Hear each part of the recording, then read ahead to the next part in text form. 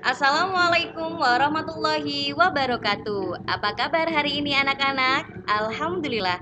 Semoga sehat selalu ya dan juga tetap semangat.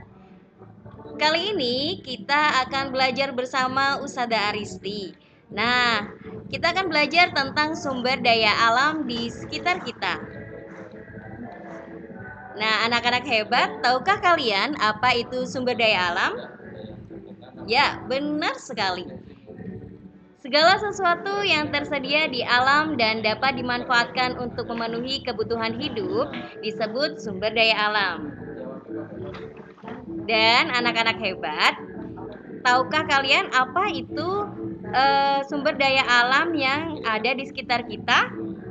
Nah, yang pertama ada udara, air, tanah, sinar matahari, flora dan fauna, dan yang terakhir adalah tambang. Udara. Kita bernapas menghirup oksigen yang terdapat pada udara. Manusia, hewan, dan tumbuhan membutuhkan udara untuk hidup.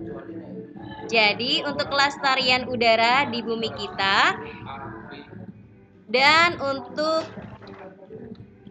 oksigen kita di bumi agar tetap terjaga, yaitu kita dapat dengan cara menanam pohon sebanyak-banyaknya untuk kelestarian udara kita di bumi ini.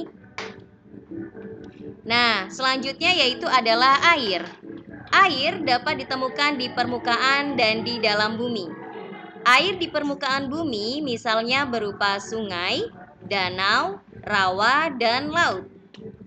Air di dalam bumi disebut air tanah. Dan untuk melestarikan air yang ada di bumi kita, jadi jangan membuang sampah sembarangan ya di sungai ataupun di laut, karena akan mengakibatkan tercemarnya air yang ada di bumi kita. Selanjutnya yaitu adalah tanah. Tanah berasal dari batuan yang melapuk.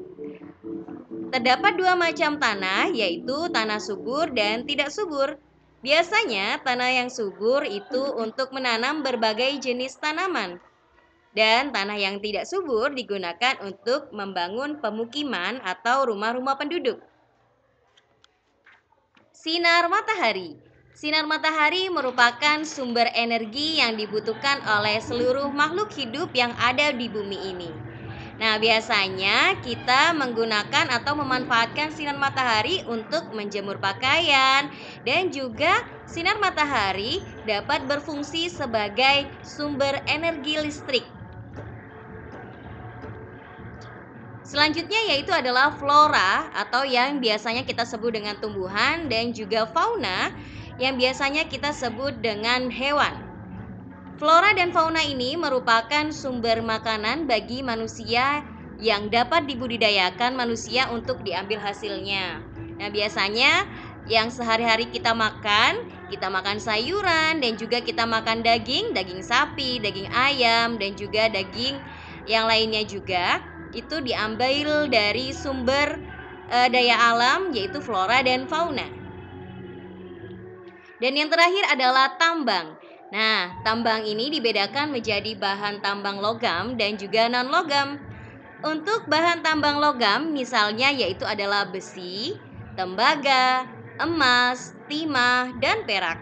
Dan untuk bahan tambang non-logam yaitu misalnya adalah minyak bumi, batu bara, batu gamping, dan juga pasir. Nah, bagaimana anak-anak, sudah mengerti? Insya Allah mengerti ya. Nah, anak-anak tetap jaga kesehatan dan juga tetap semangat dalam belajarnya ya. Sampai ketemu lagi di video pembelajaran selanjutnya. Wassalamualaikum warahmatullahi wabarakatuh.